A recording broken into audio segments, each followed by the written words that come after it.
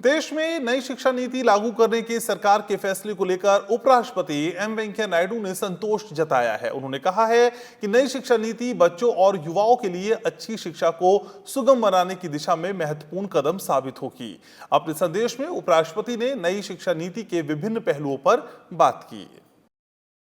उपराष्ट्रपति ने ट्विटर पर लिखा कि नई शिक्षा नीति में मूलतः विद्यार्थी केंद्रित है और इसमें शिक्षा को संपूर्णता में देखा गया है। उन्होंने कहा कि इसमें आवश्यक लचीलापन भी है, जिससे भारत एक जीवंत नॉलेज सोसाइटी के रूप में उभरेगा।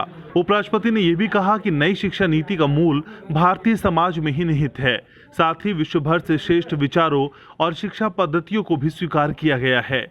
उन्होंने कहा कि देश की विविधता और स्थानीय संदर्भों को शिक्षा में स्थान देने के लिए नई शिक्षा नीति में मातृभाषा और अन्य भाषाओं को सीखने पर जोर दिया गया है।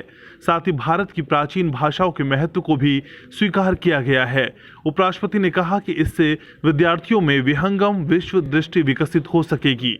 उपराष्ट्रपति ने कहा कि नैतिक और मानवीय मूल्यों, संवैधानिक मर्यादाओं पर विशेष ध्यान से विद्यार्थी भविष्य के एक प्रबुद्ध नागरिक के रूप में विकसित होंगे और समाज में लोकतंत्र की जड़ें और मजबूत होंगी। उन्होंने कहा कि नई शिक्षा नीति मूलतः भारतीय होते हुए भी वैश्विक मानवता के लिए प्रासंगिक है और विश्व भर से कल्याणकारी सद्विचारों का स्वागत है, इस भावना से प्रेरित है।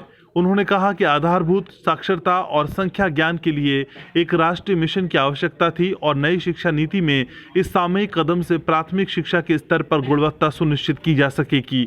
युवा और प्रौढ़ शिक्षा कार्यक्रमों से देश में साक्षरता का विकास होगा। नई शिक्षा नीति में शोध अनुसंधान पर बल दिया गया है।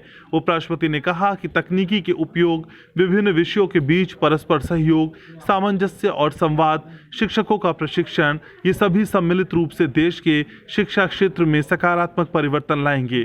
उन्होंने इस बात पर संतोष जताया कि नई शिक्षा नीति में शिशु शिक्षा के महत्व को स्वीकार किया गया है और शिशु शिक्षा को प्राथमिक शिक्षा के साथ जोड़कर देखा गया है।